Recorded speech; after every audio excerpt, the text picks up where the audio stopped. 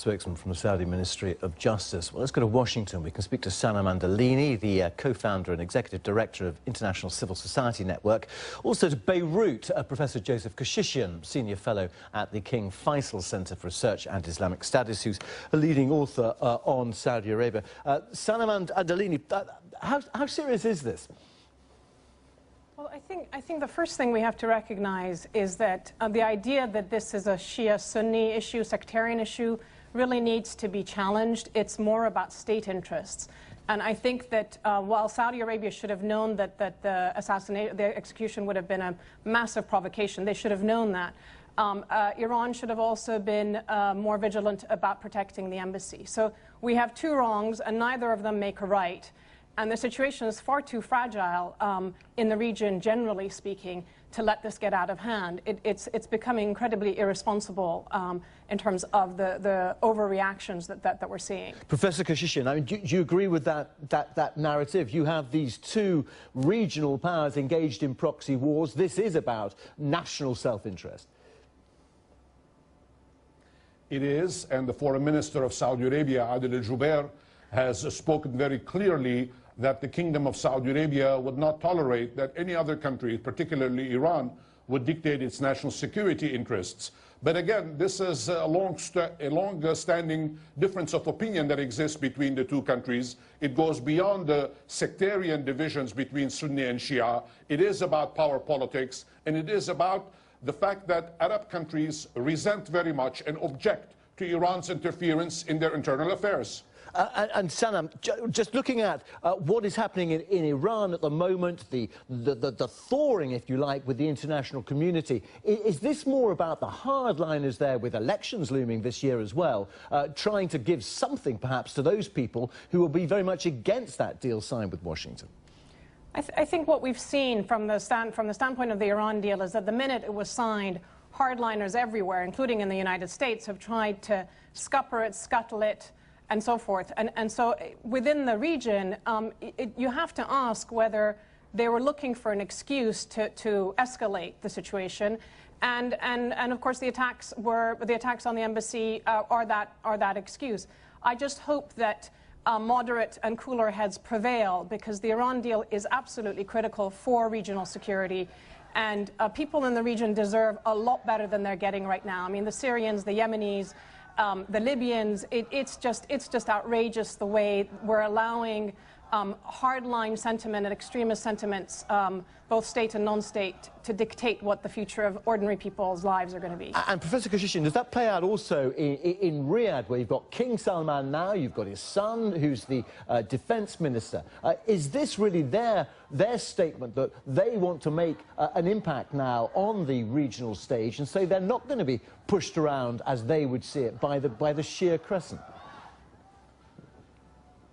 King Salman is not the first ruler who has spoken in the way and acted in the way that we see today. His predecessor, King Abdullah, had equally a will to power to make sure that these kinds of interferences stop. And let's remember that Saudi Arabia broke diplomatic relations with Iran back in 1988, after, at that time, Ayatollah Khomeini essentially called for the overthrow of the ruling family of Saudi Arabia, and it took several years before relations could be restored. So there is a tug of war going on between the two countries, and the Saudis are essentially fed up. Enough is enough. This is what they're arguing, and perhaps with the events that are going on in the region, which obviously are getting from bad to worse, perhaps the time has come in order for them to take a stand. Okay, so what does this mean for those regional conflicts? I mean, forget any ceasefire in Yemen. That's been scrapped, hasn't it? What about Syria? I mean, surely this throws everything back into the long grass. Can I just want to, well, I mean, you know, sorry, the yes, idea... sorry, Sanam, yeah, Anderlini, go on. Yes, I mean, the idea that we just forget Yemen is outrageous. Saudi Arabia has been bombing Yemen with the support of you know, other Arab states and Western states. And America and the United Kingdom. Exactly. Yeah. And for what reason? Why do the Yemenis deserve this? And if we're talking about, you know, the interferences of various powers, first of all, the interferences are from everybody on every side, frankly.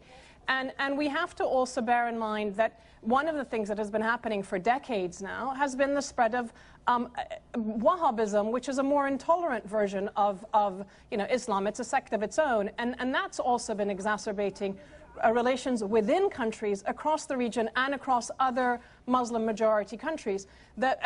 I challenge the notion of a Shia crescent. The Shia population are 15% of Muslims globally. The vast majority of them are in Iran.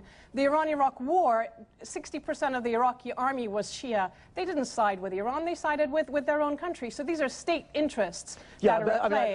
I was just putting the case, though, as certain Sunnis would see it. I mean, as they describe it as a Shia crescent. But interesting to get your views. But Professor Kashishian, where do we go from here? Where is the leverage on both countries to try and de-escalate this?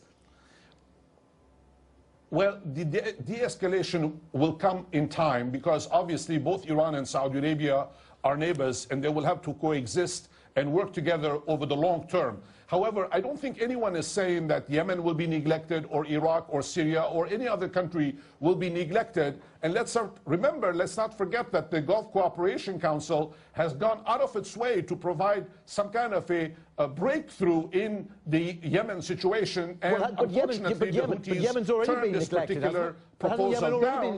This is why we have the war perpetuating, and it will get out of hand. Presumably, one day will come soon, perhaps through negotiations, perhaps through third parties getting involved, perhaps the Omani negotiations that are going on between the two parties, that things will come down and Yemen will find some kind of peace. But don't expect Saudi Arabia to essentially kowtow to every Iranian move, whether it's in Yemen or Syria or Iraq or elsewhere, and just sit waiting for the Iranians to decide the fate of the Middle East. That's not going to happen. Well, Sanam Anderlini, you're looking extremely sceptical at those comments. This isn't about kowtowing to anybody's interest. This is about ordinary people's lives in Yemen and in Syria. The Syrians I work with tell me that the world has helped them kill each other instead of helping them talk to each other. The efforts that we need to put into actual peace talks that are inclusive of ordinary Syrians, ordinary Yemenis, not just the armed factions, this is where the attention should be, not about whether Saudi Arabia's ego is bruised or whether the Iranians' egos are bruised. It's absurd. There are far more serious issues at play. Okay, on that note, Sanam Anderlini and Professor Joseph Kashishian, thank you very much indeed for joining us here on Global.